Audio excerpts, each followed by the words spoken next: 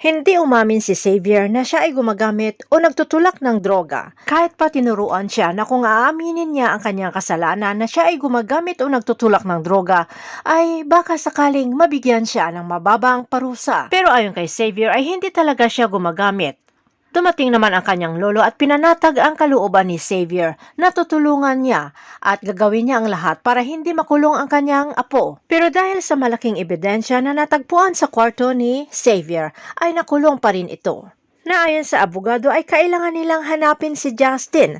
Samantala ito si Justin ay nabugbog ng kanyang ama dahil sa kagagawan o katarantaduhan na ito'y tungkol sa paggagamit ng drugs. Awang-awa naman itong si Justin sa kanyang kaibigan na si Xavier na putok na ang balita tungkol sa pagkatakip nito dahil sa illegal na droga.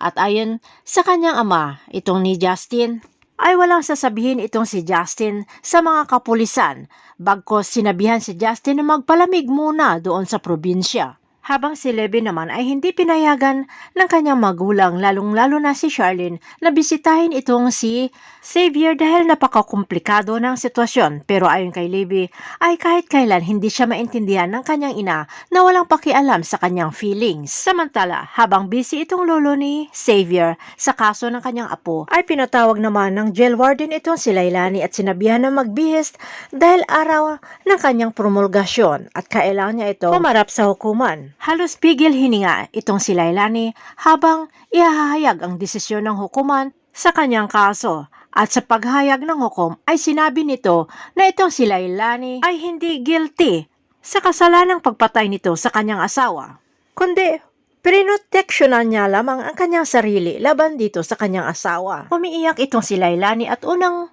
pinasalamatan ang Panginoon na dininig ang kanyang kaso. Halos lahat ng kakusa ni Lailani ay tuwang-tuwa sa kanyang paglaya. For almost 17 years na itong nakulong at ngayon ay nabigyan siya ng pagkakataon na makalaya at makita ang labas ng kulungan. Habang si Xavier naman ay tuloy-tuloy na dinala sa loob ng kulungan dahil sa sala sa illegal na droga.